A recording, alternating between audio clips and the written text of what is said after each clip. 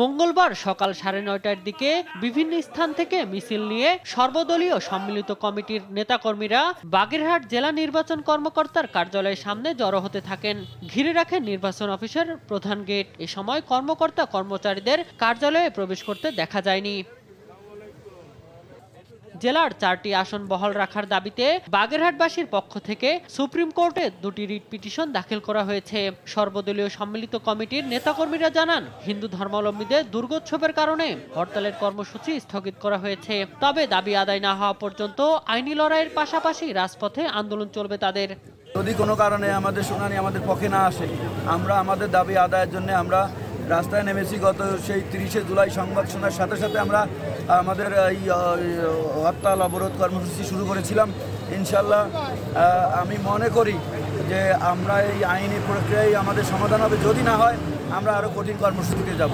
এখনও সরকার থেকে এমন কোনো বা সিইসি থেকে এমন কোনো আশ্বাস আমরা পাইনি, যার কারণে আমরা আইনি প্রক্রিয়া যেতে বাধ্য হয়েছি। আমরা আশা করি আইনি প্রক্রিয়ার মাধ্যমে এবং আমাদের আন্দোলনের মাধ্যমে আমরা আমাদের দাবি ফিরিয়ে পাব।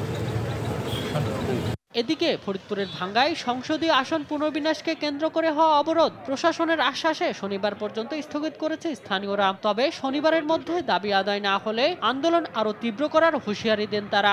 যে 21 তারিখ পর্যন্ত আমরা এই আন্দোলনকে অব্যাহত রাখব এবং স্থগিত রাখব, এবং সেই 21 তারিখে স্থগিত রাখা পর্যন্ত জনগণ যাতে জনগণের যান মাল এবং রাস্তাঘাটে চলাচলের যত অসুবিধা নয় সেজন্য সবার সার্বিক সহযোগিতা কামনা করছি। এর আগে গেল সোমবার অবরোধের মিছিল নিয়ে উপজেলা সদরের গুরুত্বপূর্ণ সরকারি অফিস ও ভাঙ্গা থানা কমপ্লেক্সে ভয়াবহ হামলার ঘটনা ঘটে। ফরিদপুরের জেলা প্রশাসক কামরুল হাসান মোল্লা জানান, হামলার ঘটনায় ক্ষয়ক্ষতি নিরূপণের কাজ চলছে।